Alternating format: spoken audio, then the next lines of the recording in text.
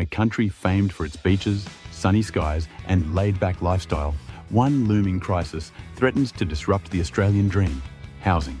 For years, Australia's property market has been touted as a miracle, an investment that never fails, a national obsession, a core part of the country's cultural and economic identity. But beneath the glossy real estate brochures and multi-million-dollar auctions lies a truth that is increasingly hard to ignore.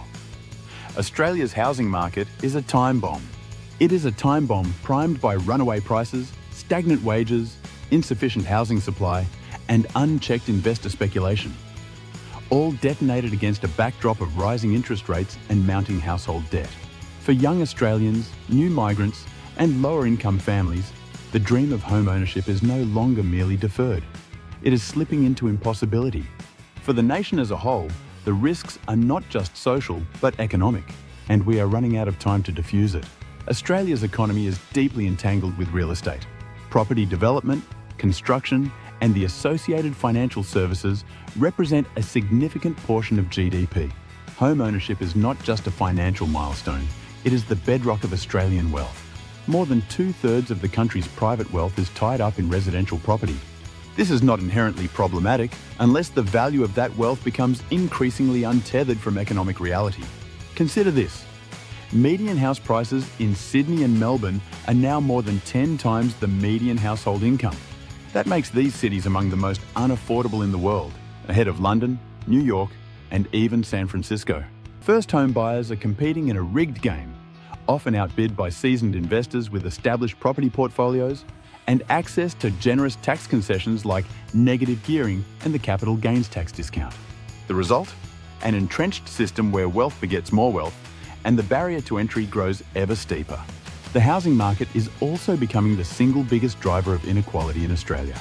While older Australians who bought their homes decades ago enjoy immense equity, younger generations are priced out of even the most modest properties.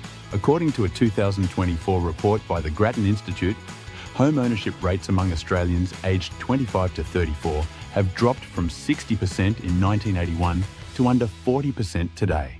The story is even worse for single parents, renters, and minority communities.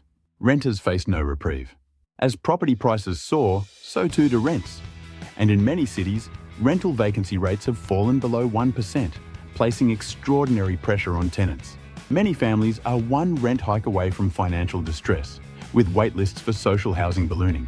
For the growing segment of the population who will never own a home, long-term security and stability are becoming luxuries, not rights. This bifurcation of society into property haves and have-nots is not just unfair, it is unsustainable. While the government touts a resilient economy and a strong banking system, the truth is Australians are among the most indebted people in the world. Household debt-to-income ratios hover above 180%, largely due to mortgage lending. Interest rate hikes, implemented in recent years to curb inflation, are now biting hard. Mortgage stress is rising, refinancing has become more expensive, and defaults, though still low, are ticking upwards. The Reserve Bank of Australia, RBA, has attempted a delicate balancing act, taming inflation without crashing the housing market. But many analysts warn that the real shock is yet to come. A global economic slowdown, a further rise in rates, or a sudden drop in housing demand could trigger a domino effect. And in a market as highly leveraged and sentiment-driven as Australia's, the fall could be swift and unforgiving. If the diagnosis is clear, why the inaction? The simple answer: political cowardice and vested interests. For decades, successive governments have tiptoed around the housing issue, terrified of alienating the powerful real estate lobby, or upsetting the millions of Australians whose retirement plans depend on continually rising property prices. Tax reform has been politically toxic. Witness the 2019 election, where Labor's proposal to wind back negative gearing was met with a barrage of fear-mongering and ultimately contributed to its defeat. Meanwhile, zoning restrictions, slow planning approvals, and underinvestment in infrastructure have throttled the supply of new housing, particularly in high-demand urban areas. Build more homes has become a convenient slogan, but when paired with inertia at the local and state level, it rings hollow. There are solutions. Reforming negative gearing and the capital gains tax discount would help level the playing field between investors and first home buyers.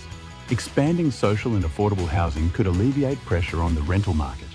Easing zoning laws and incentivising higher density developments in well-serviced urban areas could help boost supply. Policies like rent caps and longer leases could provide stability for tenants. But none of this will happen without political will. And political will, in turn, requires a fundamental shift in how Australians view housing. Not merely as an investment vehicle, but as a basic human need. It is time to ask hard questions. Who benefits from the current system? Who is being left behind? And what kind of society do we want to become? Because the time bomb is ticking, and the longer we wait, the louder the blast will be.